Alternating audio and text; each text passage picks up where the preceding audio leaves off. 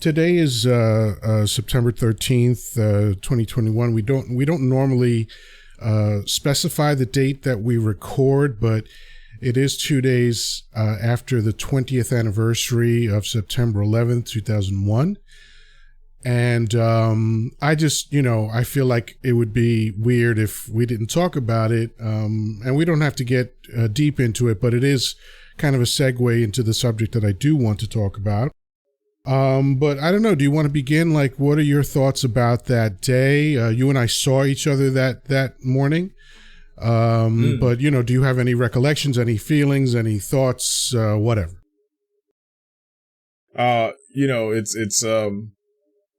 It's funny because it's that day is the birthday of my wife's deceased mom. So it's this thing where it's there's a lot of emotion during that day for many reasons. Like, I was in New York City the day that happened, and to meet somebody after that fact, and it's like, oh wow, the September 11th was something completely different for you, and it's like intertwined with this as well. So that must have been very interesting. But that was just an aside. Like, for me, it's like I was in Midtown Manhattan or downtown, whatever you want to call it. It's Midtown. It's Midtown, I guess. So I was there when the whole thing happened, and when I first heard the message, the news, it was like, oh, a plane crashed into the World Trade Center.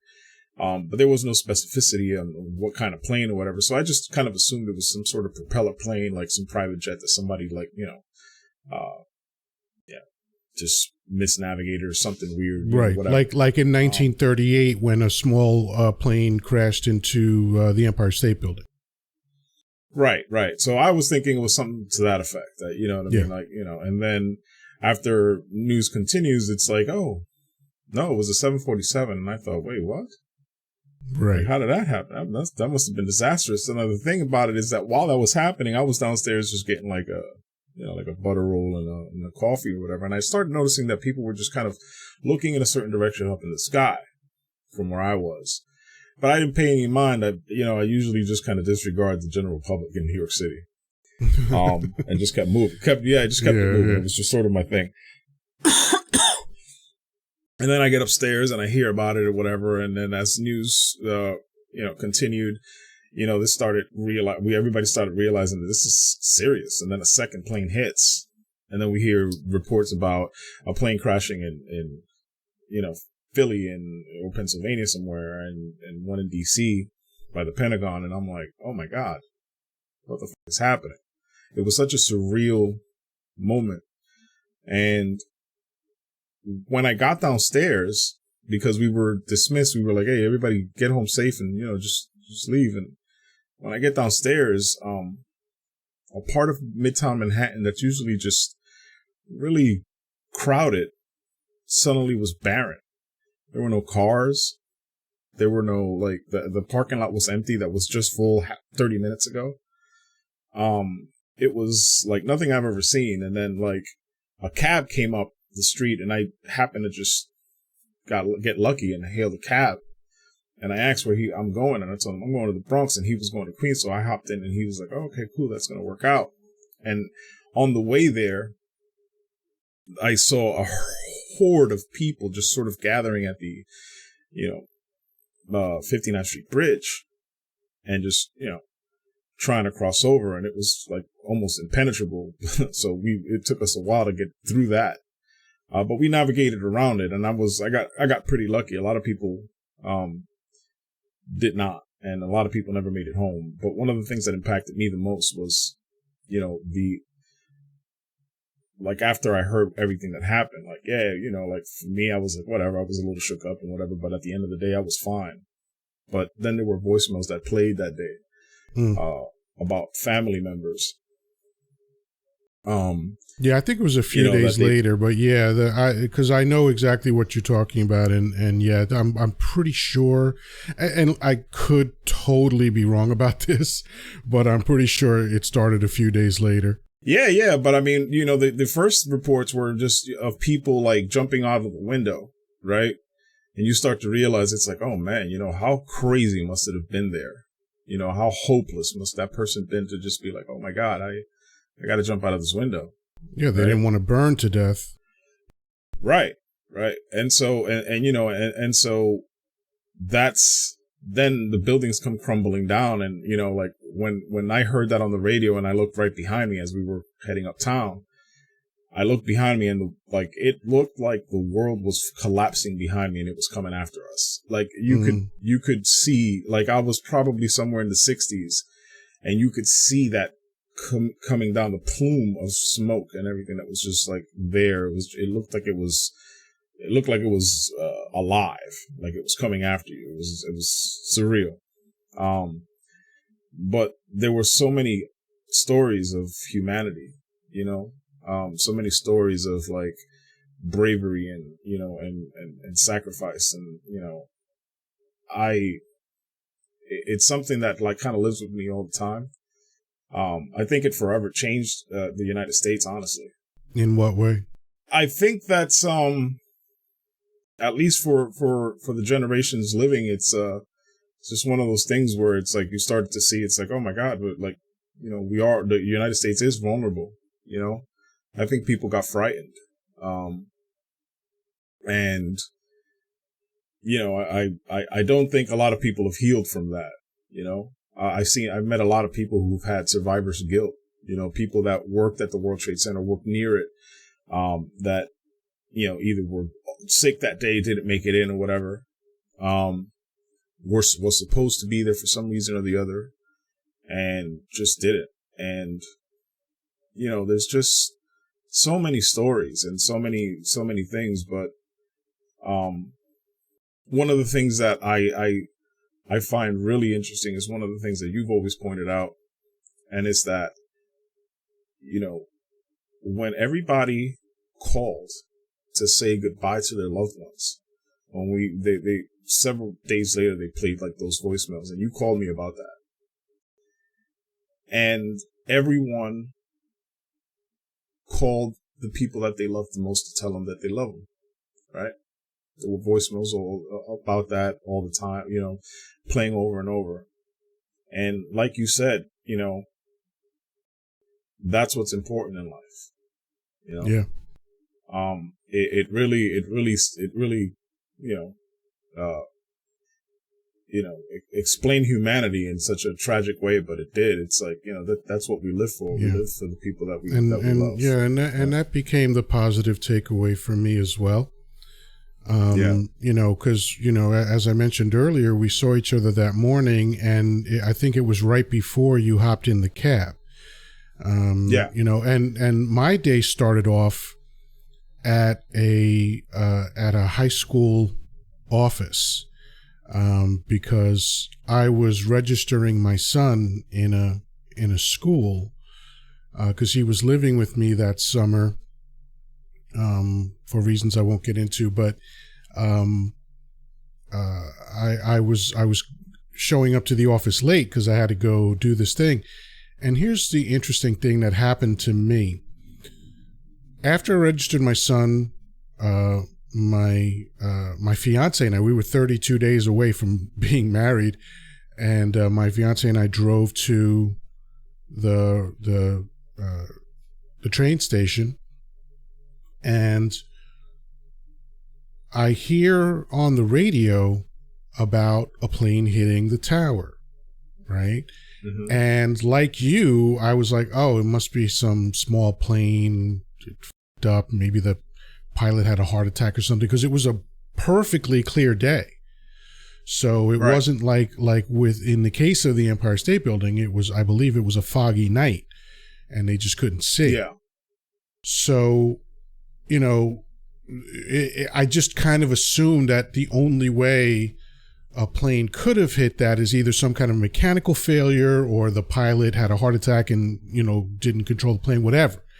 So I just kind of I was just like, oh, wow, because we're New Yorkers, so we hear wild shit all the time, and then you just kind of, so much. Yeah. You just kind of you go, oh, and you just move on. And, But then I started hearing, they were talking more about it, and like you said, suddenly it's a full airliner that hit the thing. And I'm like, whoa, what?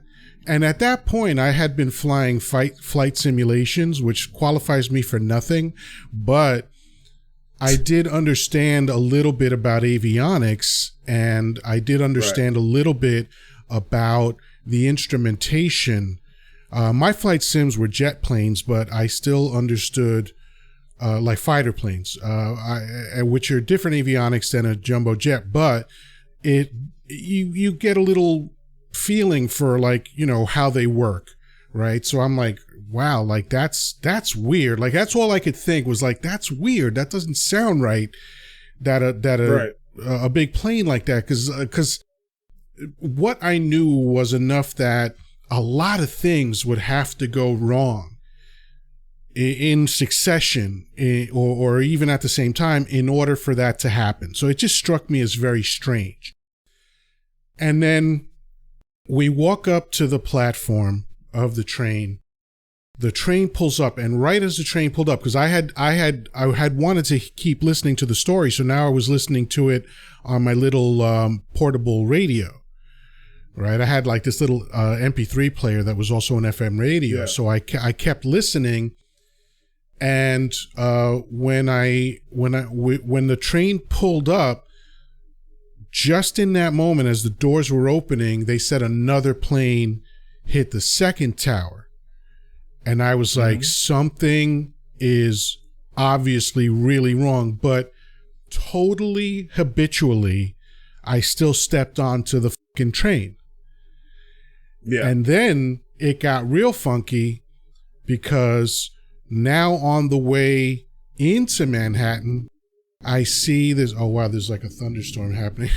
I wonder if the mics are picking that up. But anyway, on the train ride into the city, because I lived on Long Island at the time, so the train ride into the city, you can clearly see that part of the city as you're coming in on the train, and there's just this billowing, smoke and all this shit. The towers were still up at the time. And I say goodbye to my fiance, and I'm just full of trepidation. And the next few things that happened, I'm not quite sure what the order was, but I know I walk up to the office and you were standing outside, which, by the way, just to kind of sidetrack off of how unreliable memory is, for years I forgot that I had seen you. Like, it was in conversation that it finally, you reminded me of that, and I was like, oh, I did see you that morning. Like, I just totally forgot that I had seen you. And because that's what trauma does, trauma fucks with your memory. So, what struck me about being outside the building, because, we saw each other and you were like, all right, I'm taking off. I was like, good luck, bro. Love you, the whole thing. And, the crowd that you referenced earlier, they were looking downtown, because we were on 31st Street between 5th and 6th, right? So when I was looking at the crowd, they were looking downtown on 5th Avenue, and someone peeled off from the crowd and walked over to the little crowd that was standing in front of our building, and the guy said, one of the towers just fell. Now, oh, damn, this lightning is close. I just saw the flash, and the fucking thunder happened immediately afterwards. All right. Yeah, I definitely heard that one. Yeah, that was nice. Anyway, so when he said those words to me, and I'm going to backtrack for a moment. When I was in 2nd or 3rd grade, we did a field trip, and I believe it was to the Statue of Liberty, and the towers were being built at the time. And I only remember because the teacher pointed it out. Oh, those are going to be the tallest buildings in the world. They're called the World Trade Centers, whatever it was. And I just so they've been a staple of my life since I was like 7 or 8 years old. you know? Right. And when that guy said the towers just fell, or one tower just collapsed, I think is how he said it, I swear to you, I didn't understand what he meant. Like, I heard what he said. I could tell by how he said it that it was a bad thing. And every part of me, in terms of my central nervous system, knew that this was bad. But I honestly did not understand the words. And still to this day, 20 years later, they are like a phantom limb to me. I still can't understand how those fucking towers are not there. You know, it's just one of those parts of my brain that just won't connect to reality. Like, the towers are gone. I know this intellectually, but emotionally, it just doesn't work for me. It just doesn't add up in my brain that those beautiful fucking towers that most New Yorkers just use as part of their orientation of direction could be gone. It's just impossible to me.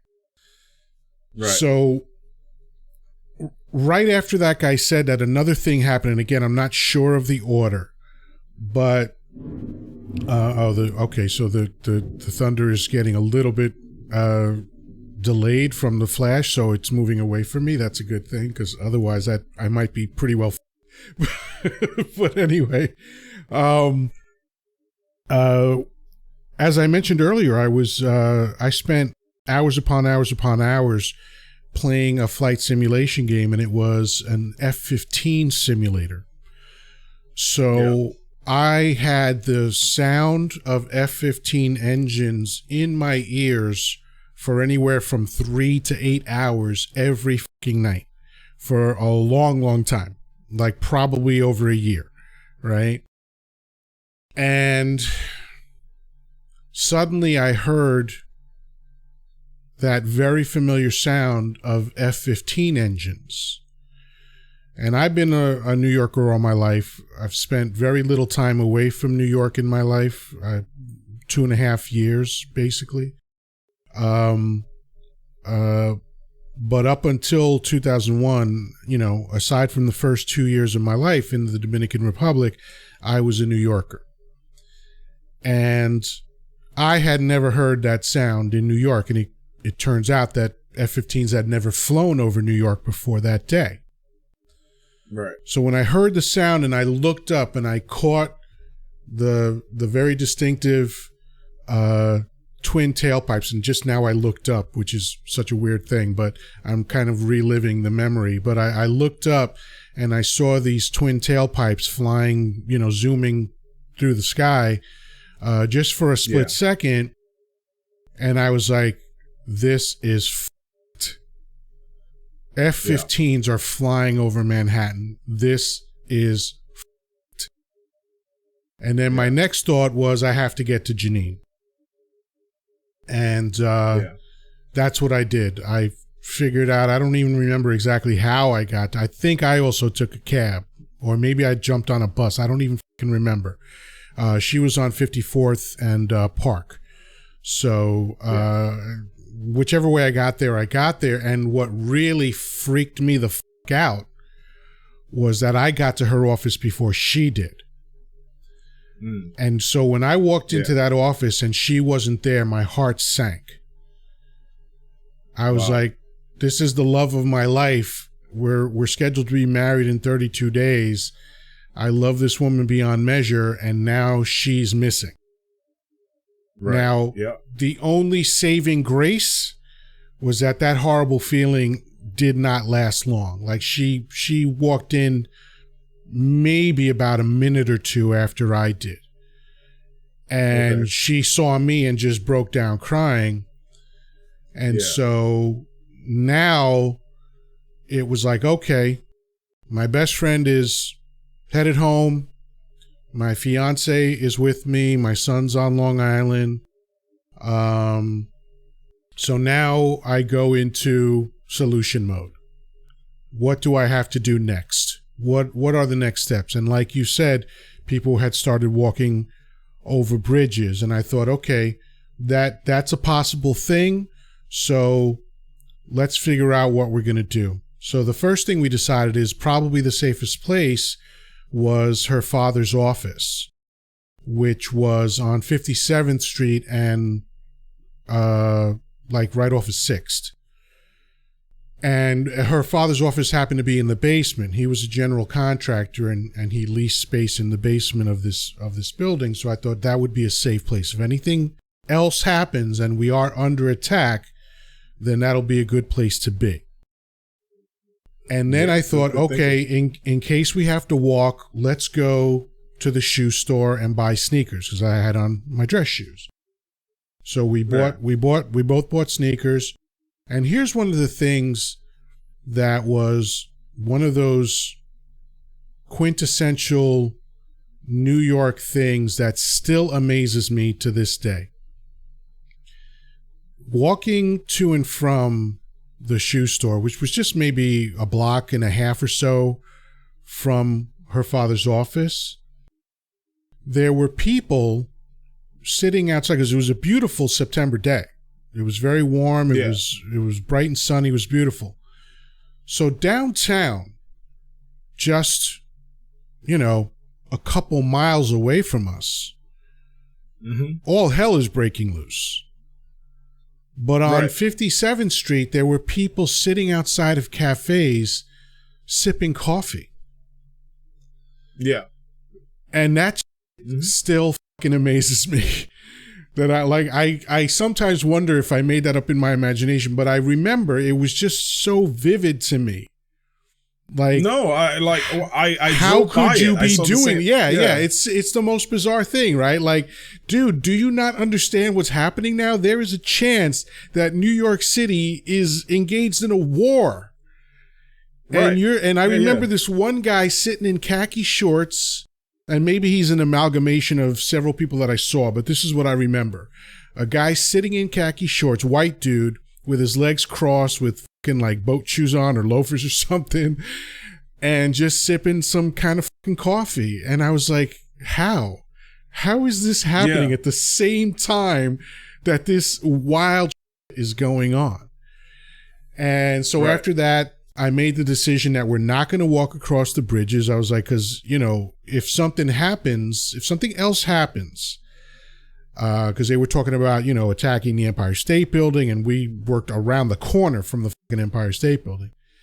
And, I was just like, a bridge you're totally vulnerable. If anything happens, I've seen too many fucking action films to understand that the bridges always get blown up, Right. Yeah. So I was just like, I'm not doing that. And plus, I just don't believe in following the masses. So, even though I knew there's a chance that we have to walk, I'm not going to just walk for no fucking reason, Right. And so, all communication was interrupted. It was hard to get anything. It was hard to get internet. It was hard to get TV. But we were just kind of piecing together what was going on. And I just remember the next few hours of my life were just surreal, because about 3 or so hours after it all started, or sometime late in the afternoon, so it might be even longer, it might have been 5 or 6 hours, the Long Island Railroad started running again. And so we made our way to Penn Station, very fucking eerie vibe there. And then we made our way onto the train. That train ride was like no other train ride I've ever had. It was ominous. It was eerie. People were at the height of trauma.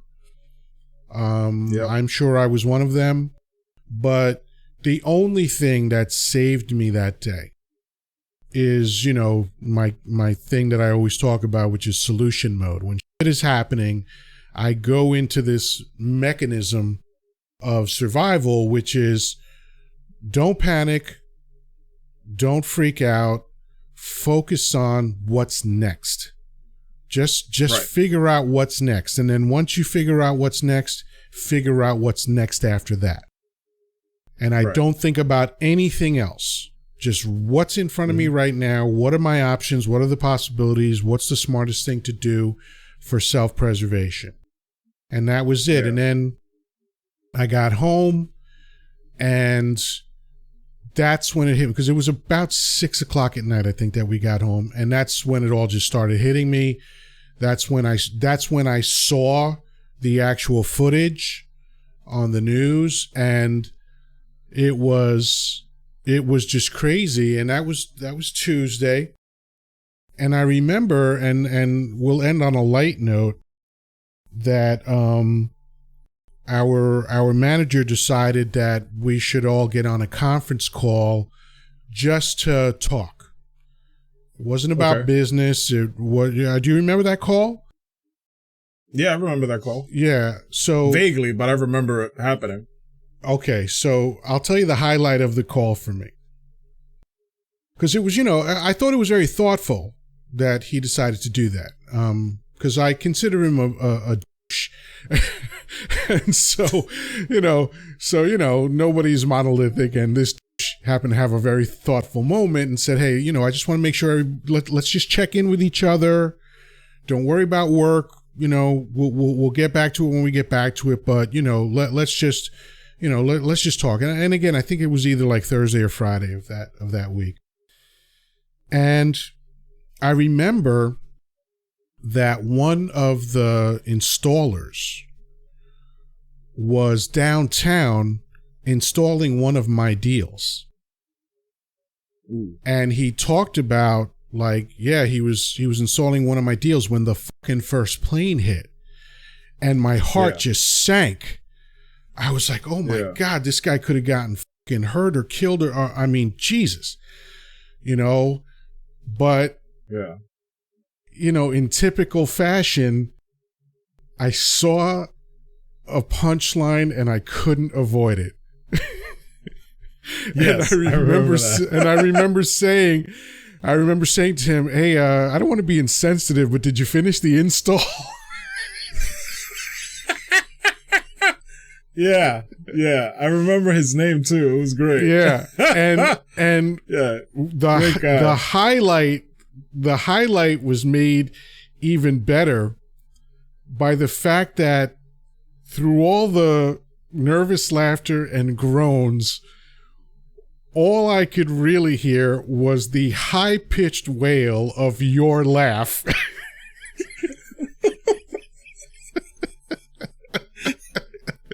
Because you love that more than anybody else on the call. Absolutely. No, it was brilliant. And then our manager, with perfect timing, said, hey, that's a perfect spot to end the call.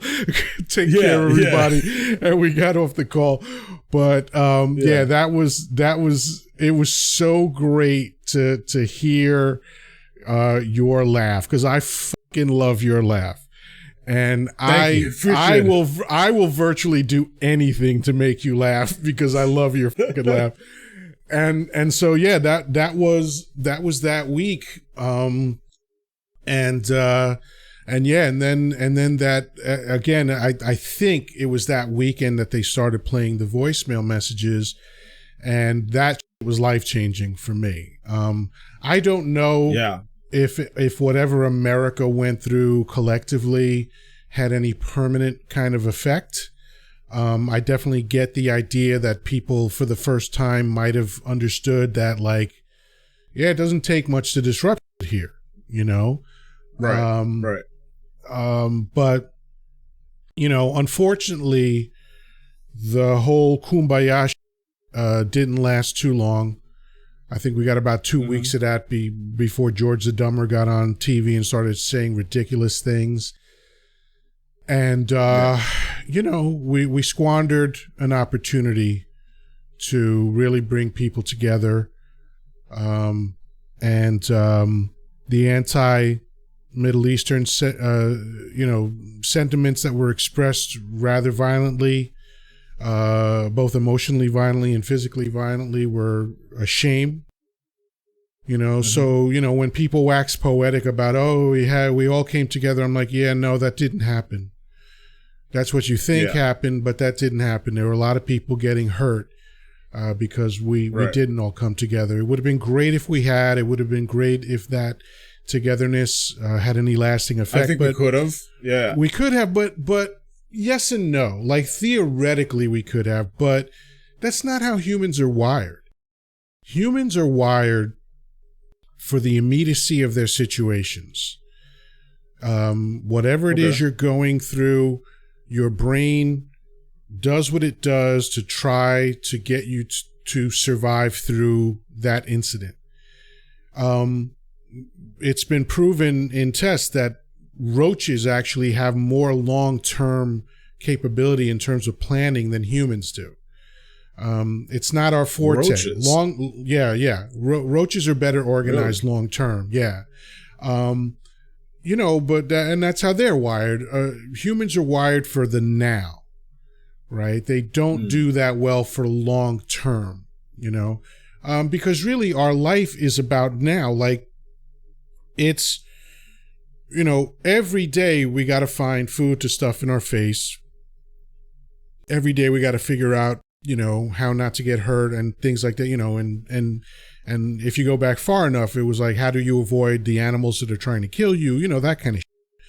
So that's what we're wired for. We're not wired to have an incident have long-term impacts on us. Some do, of course, touching fire and, things like that, but that's how extreme it has to be. It has to be like an extremely painful thing in order for it to have lasting effect. So, unfortunately, the goodly feelings that we had didn't last, and we went back to figuring out how to hate each other pretty efficiently. Yeah. I mean, that's one thing that I think that we had an opportunity there that we missed. And like, for instance, for me, that day I was like, for the first time ever, I was like really afraid of crossing a bridge, right? Especially if it was crowded, right? And to this day, every once in a while, I still get anxiety when I cross the GW bridge or any long bridge, especially when it's like slow traffic in it and you're just kind of sitting there on the bridge.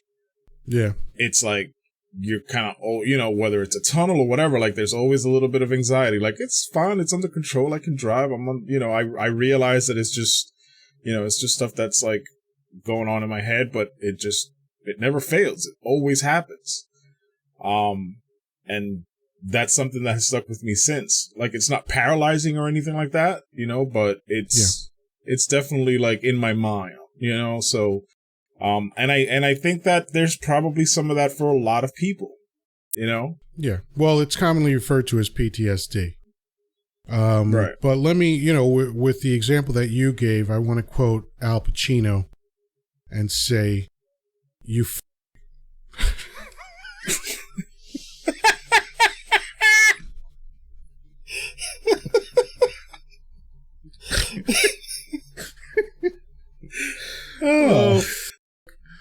Oh, great. Damn it. That's ridiculous. That was good.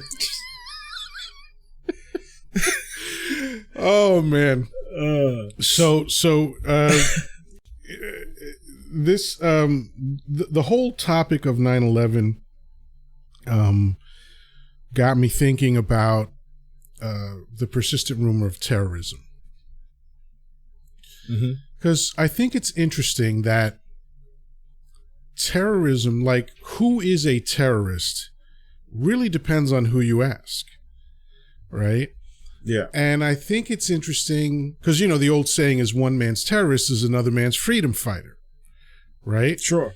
Because I doubt in their, cave meetings in the Middle East that they're going, okay, we're the bad guys, we're the terrorists, right, and they're the good guys, and, they're, because and it's interesting that in a different context we are the champion of terrorists, right? So the example I'll give for that, and there's many examples that I could give, but I think one of the best examples is one of the most far-reaching, and that is Star Wars. By pretty much every definition, the Rebel Alliance is a terrorist group. Right? I mean, you've got you're absolutely right. You've got the Empire, which is the big, powerful, heavily militarized government, right? Which you could compare to America. And then you've got this small group of people who don't like what that government is doing. And since they know that they're outgunned by the government, they can't engage in straightforward warfare.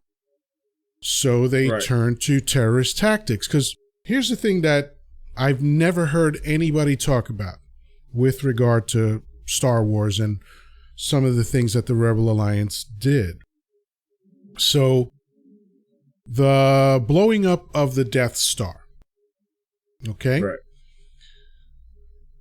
Yes, the Death Star was a military installation. Right. However, do we imagine for a moment that every single person that was on the Death Star was in the military? Yeah, right, exactly. They had people that were neutral, yeah, probably. Yeah, you're right. Or how about this? Fucking janitors.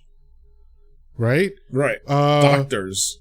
Doctors, cafeteria workers, electricians, plumbers, down the line. You know, it was a giant fucking spaceship that had to be maintained. So like all of the types of contractors and types of laborers that would be on any military base were there. And they're not in the military. So these people are civilians. And maybe human resources. yeah, that's true, Chancleta, yes. I'll go on timeout.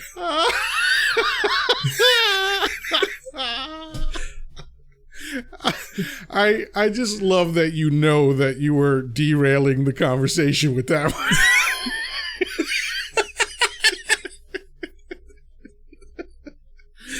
Oh, that's hilarious. So please proceed. Do we hold the Rebel Alliance responsible for the fact that they didn't just kill people in the military?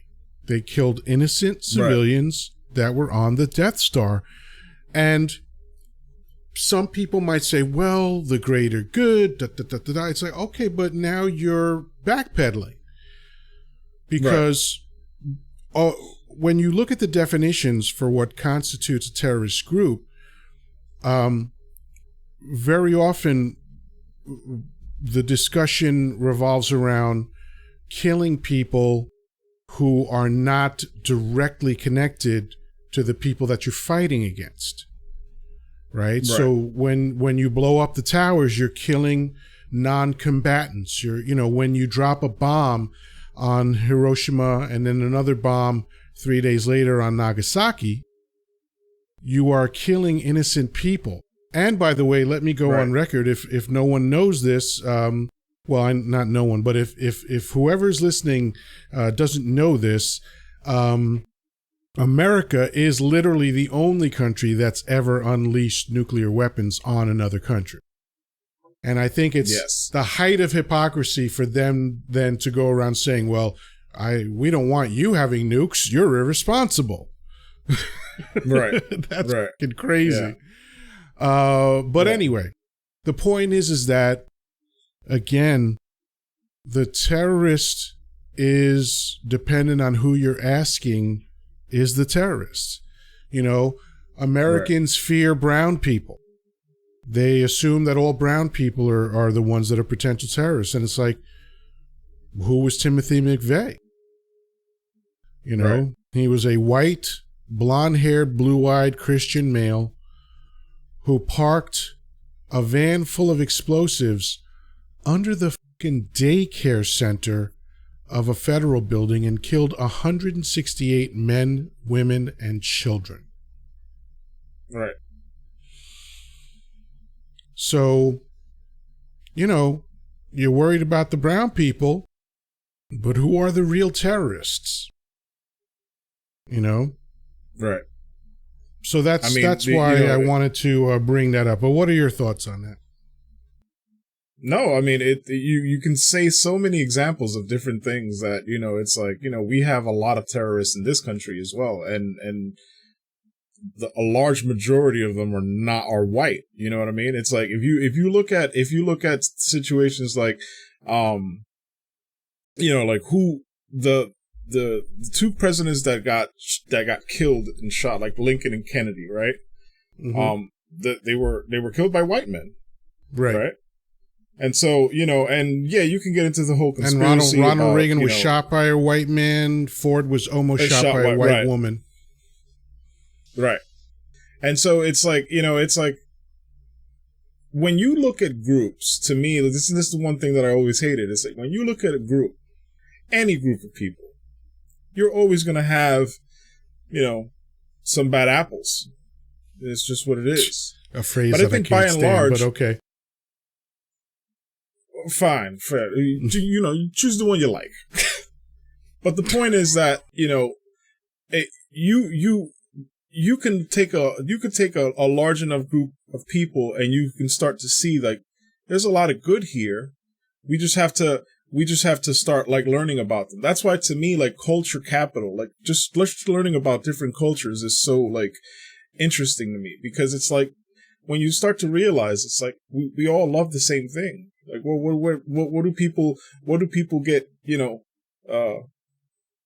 what gets people going? It's like love and family. And, if you talk to anybody from whatever party that, a political party that they're affiliated with, it's like, at the end of the day, it's like, we all love the same things, but we have different ideologies on how to get there. We fighting about. And the ideologies are not even that different. Yeah. But that's the thing. It's just like, it's just like going back to the story about the 9/11, the voicemails. Everybody called somebody that they loved, right? Nobody called, and you said this many times, and this is you I'm quoting, but nobody called their stockbroker to put in one final order. Nobody called the person that they hated the most to tell them how much they hated them. Right. Every single person from whatever walk of life, they call the people that they loved to tell them how much they love them, because that's what matters. And that's what humans are. And I think it was Mark Twain that said, like, travel is the enemy of prejudice, something like that.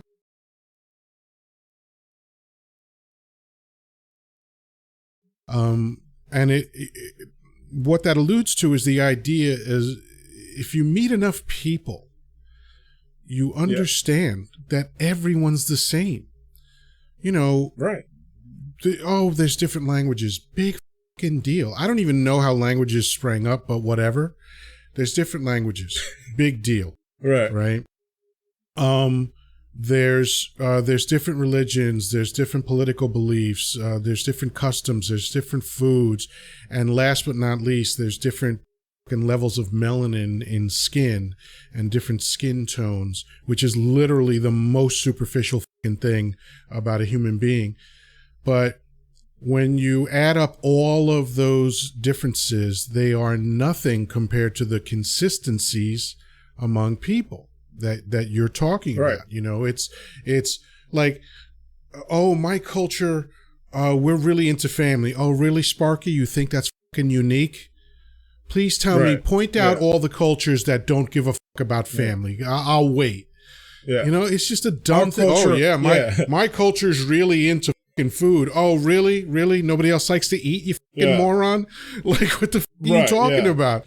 But the music in my culture, shut the fuck up. Everybody thinks their music is the shit. Like, you know what I'm saying? Like, it's just the way it is. And it's just, so if you again, if you boil down all of those conversations to their essence, they're all say, okay, family, food, music, customs, religion. Okay. So there's slight variations, but they're all the same things, right? So if you say Right. I like reggae and I say I like rock or rap or fucking classical, whatever, we're still talking about music. So that's the Right. important thing. You know, don't go for style over substance. The style is the different types of shit that we could talk about in any one of these topics, but the substance is the topic itself. Okay, you like a Right. different music than the music I like, but we both love music. What the f- is like? What's the problem here, folks? There you you know, go. it's like what Rodney King asked. Can't we all just get along? Like, you know, and unfortunately, the answer to his question is no.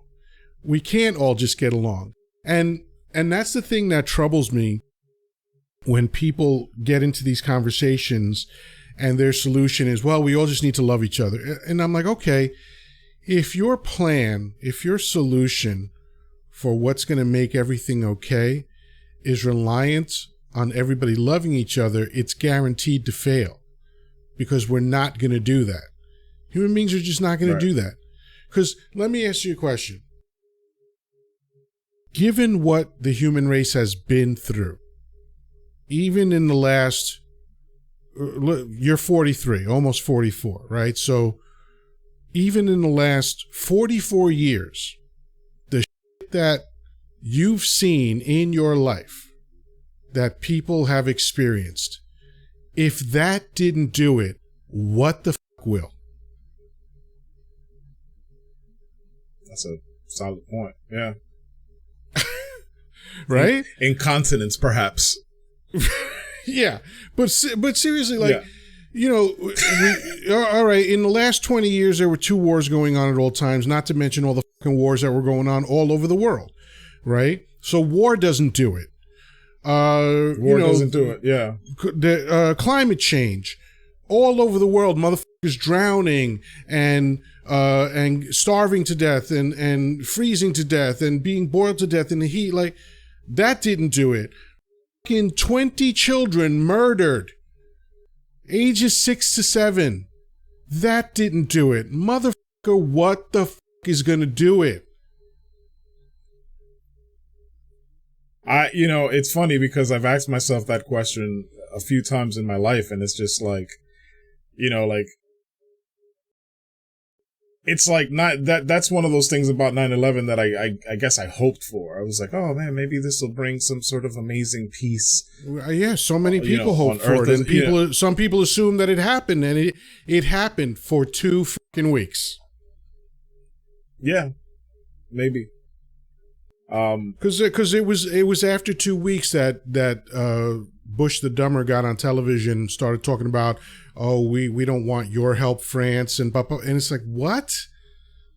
Yeah, you had like, oh man, if Obama was president during that time, I mean, first of all, it probably wouldn't have happened at all. But if it had happened, because it's like, oh, Bush kept us safe. I'm like, yeah, except for that fucking smoldering hole in downtown. Yeah, he kept us real fucking safe.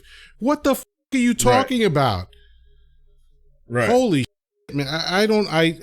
I will never fully understand the way some brains fucking process reality. You know, and I was having this conversation with my son a couple days ago, and it's like, you know why I can't? Because I don't have that kind of brain. I don't have the kind of brain that can say America got hit on Bush's watch and then turn around and say Bush kept us safe. Like, what? Those two things cannot possibly both be true. The brain is a very interesting thing. The other day, something really weird happened. My mom was telling me that she was going to go visit my uncle in Miami. You know, whatever. He has a vacation home down there, whatever. And she's like, oh yeah, you know, I'm just going to go down there for like a week, whatever, just chill out with them. Cool. And I go to sleep. I wake up the next day, and I confront my mom, and I was like, Mom, I don't understand why you're going to your brother's house. Like, he doesn't have room for you over there, and then you got to stay at Glitchy's house.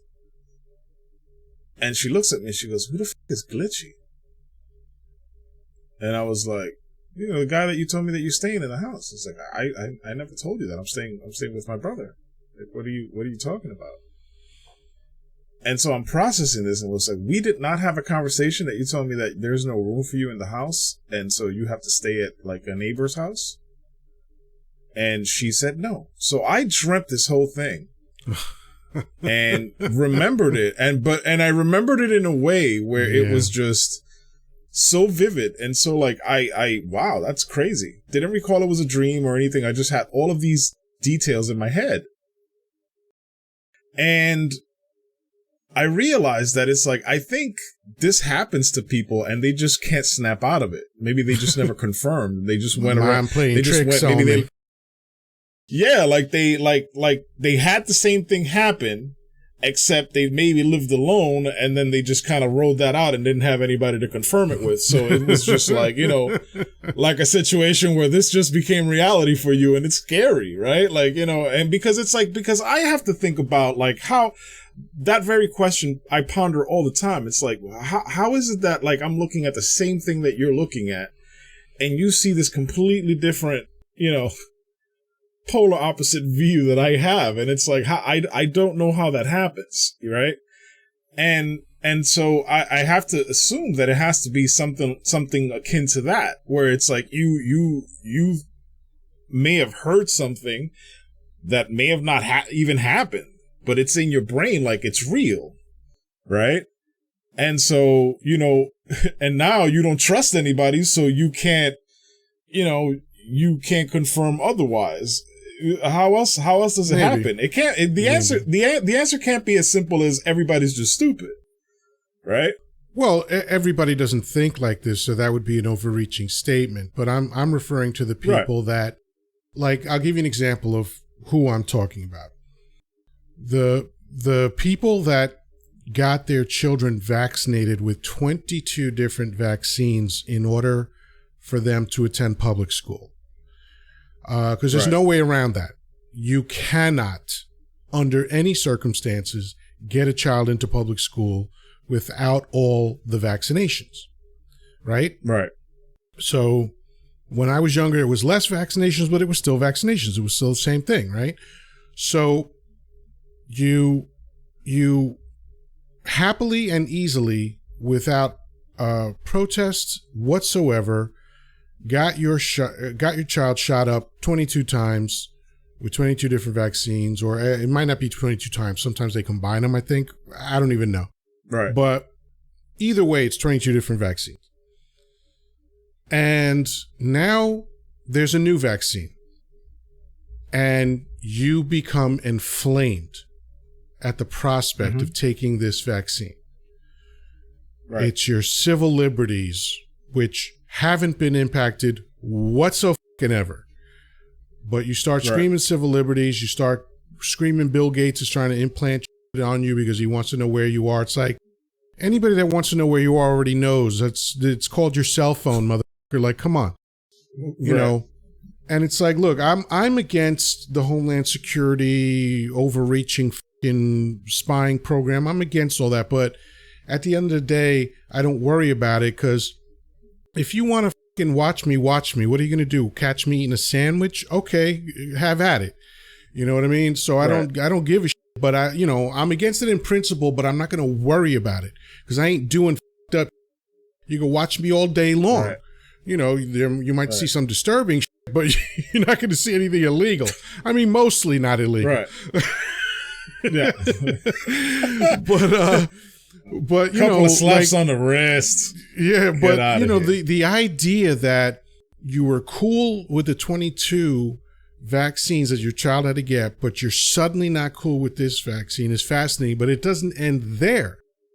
Now people start talking about ivermectin. And the same people that were completely against the idea of being vaccinated will voluntarily take ivermectin, which has virtually nothing to do with coronavirus. Now, are there studies that suggest that it might possibly have some impact? Yeah. But those studies are in the minority, and as far as we can tell, it has no positive effect on coronavirus. But these people are taking that. So is it a thing where it's oppositional defiance disorder, where it's like, I'm not going to take this thing because you're saying that I should take it, but I'm going to take this other thing that makes no fucking sense just because it's my choice. Is that what we're talking about? You know, I mean, that exists. Oppositional defiance disorder fucking exists. It's a real thing. So I get that that might be what it is, but I just don't relate to it. I don't relate to people that all day long talk about, oh, patriots, make America great again, all this other shit. Oh, hey, by the way, will you help us all out by taking this vaccination? No. Right. I won't do it. I won't protect myself, which is the most bizarre thing. Because as I said, like every biological entity has a mechanism for self-preservation. Even plants secrete something that insects don't like to prevent the insects from killing them. So you're telling me, Jethro, that you don't have the fucking sensibility of a daisy. You know, it's fucking crazy. I can't relate to these people, and I don't think I ever will. You got a very solid point there, my friend. I'm on your team. Very good. So, so any closing thoughts, my phlegmy friend? No, that's it for me, man. I'm good. I think we covered our 9/11 base pretty well here. Yeah. And I do want to say something though. I want to talk about. Well, actually, we're out of time. So on the next one, go ahead. What? Well, let's see. We might save it, but tease it out. Well, what's on your mind? Oh, you know, like I'm getting older now, and I was thinking about, like, you know, my kid, and it's like, what kind of world am I living in? Like, I'm starting to feel, you know, like guilty for bringing her into this world. Like, you know, well, but I mean, I realize, you know, I could. I don't think anybody would argue with this. I think I know you very, very well. I think your mother would agree with this. I think your wife would agree with this. Your daughter, maybe. Most of your friends would. You're a selfish. Yes, that might be the problem. Yes, I can see where you're going with that. Hey, listen, the biological imperative is to spread your seed, and so you made a person. That's what people do. And we're making people at twice the rate as people dropping dead. Which kind of means that, you know, resurrection might be a thing. But, you know, we'll talk about that. We'll talk about the persistent rumor of the future.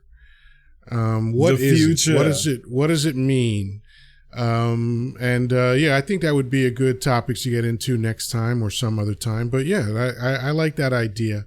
You know, did you fuck up and bring your daughter into a world of shit, or is there a chance it's going to be okay? Either way, no matter what we come up with after we chop it up on that topic, one thing is certain: you're still going to be a selfish. No. Well, you know what? I'll buy you chocolate. How's that? I don't need chocolate. See what I'm saying? See? You just proved my point. All right. Well, whatever, bro. You know what I'm saying? I'm trying to sway you to my side. Maybe throw me a bone. You know what I mean? Like, you know, whatever. Chocolate Yoddah. I'll tell you what we'll do. The next time I see you, I will bend you over my knee and smack your bottom until one or both of us has an orgasm. You know, like Friends. This is your heterosexual life mate signing off. All right, that's a good spot to stop on. So, hey, everybody, peace, love, and granola, and we'll talk to you soon. Ciao, bacalao.